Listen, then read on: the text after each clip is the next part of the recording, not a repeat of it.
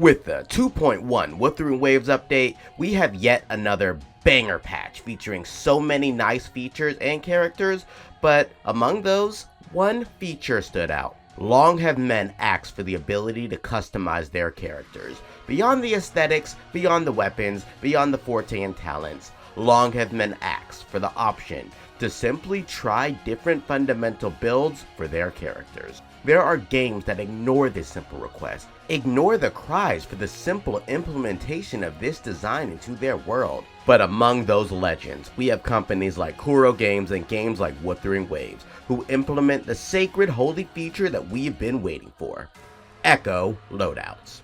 I'm Void Enigma, and I'll be discussing why the introduction of Echo Loadouts is more than just a mere side feature.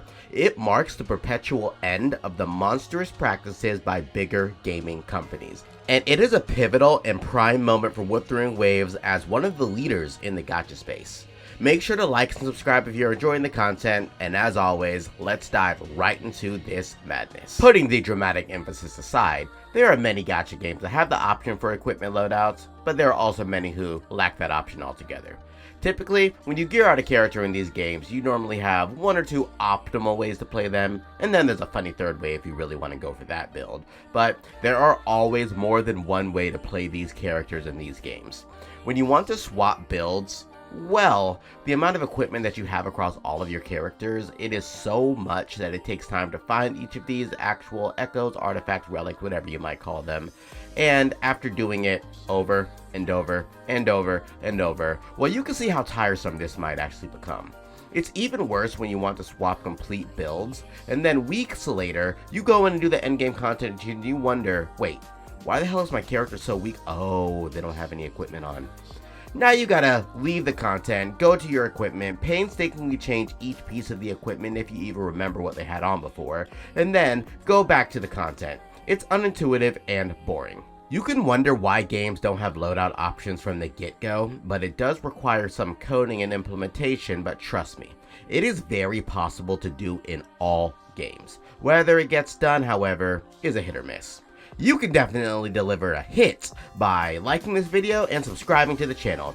It's the best way to support this work so that I can continue to deliver enigmatic content for you all. Gacha games are notorious for making gearing your characters a living hell. These games have RNG stacked up to the 7th layer of hell in order to make sure that you do not get the equipment that you want. Between making desired substats harder to get, useless substats along with weighted stat gains, and locking equipments to one specific character, I've never played a gacha game with fair odds to get gear. Never. Why do games do this, however? Well, it's kinda simple. They want their players to play as long as possible. As morbidly ironic as this sounds, making a system that actually frustrates the player to the point where they want to pull their hairs out getting the perfect equipment for their characters is a fundamental design choice to boost the engagement of the game. If you can gear out your character instantly, then what are you going to waste your time in this game for? You're going to really just log in, get your characters geared out in like a day? No. You gotta spend weeks or months to do the same thing that should be done very quickly. The correct answer to this question is to actually make content in your game besides making a method for farming in the game that takes forever.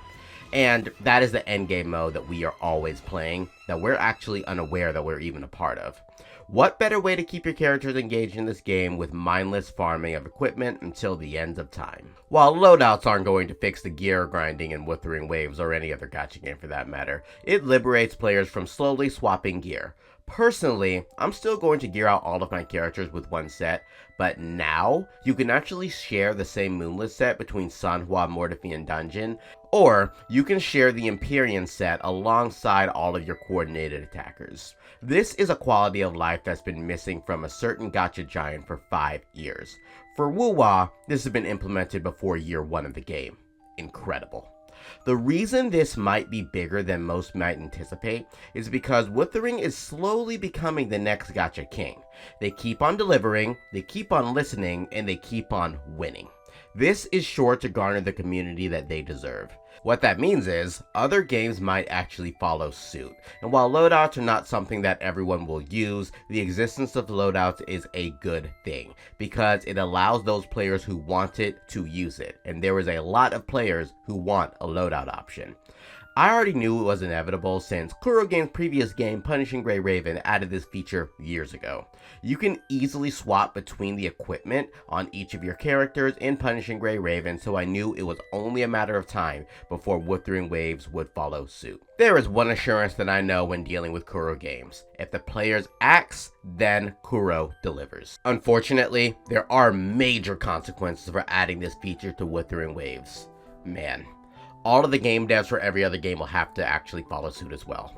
It's funny how games like Genshin Impact and Honkai Star Rail have lacked the loadout feature, but each and every update, they touch on the very same aspect of the game without adding what everyone is asking for. Each time I see a news update regarding equipping artifacts and relics, I think, oh wow, they finally added a loadout. Oh, it's just in quick equipping setting, huh? Wait, surely this time, loadouts, nah, it's just a recommended loadout setting. Okay, third time's the charm. This is the third post about artifacts. Surely they added loadouts, right?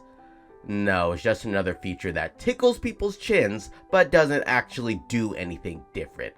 It always baffles me. It goes without saying that Hoyoverse is notorious for taking the feedback from their game and adding it to their next game, or taking inspiration from their competitors and adding it to their current game, and it's just a way of me saying that these games are watching each other and they are bound to take notice and act when their competitor decides to one-up them.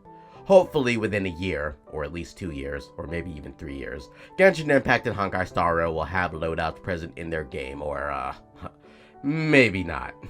Be sure to like and subscribe if you enjoyed the video, and thank you so much because we just hit 7K subscribers recently. Our goal for June is 10K, and I know that we can make it. I'll keep on delivering animatic content for you all so that when you're driving, doing studies, or just playing this in the background, or actually watching the video, you'll always have something to listen to.